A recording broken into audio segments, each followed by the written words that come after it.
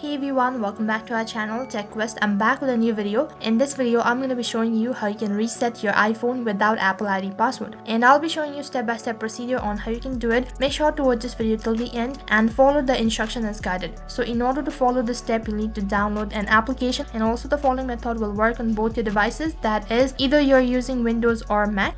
So first thing, what you need to do is you need to download and install Lock Wiper on your device. Next interface, you need to connect the iPhone to your computer using your USB cord. So once you're done connecting it, you need to tap on start to unlock. Now the program will start to unlock your iPhone without asking for your password. In case Find My iPhone is turned off, then your Apple ID will be unlocked very quickly. Whereas Find My iPhone is turned on, then you need to set it up first following the instruction on the program.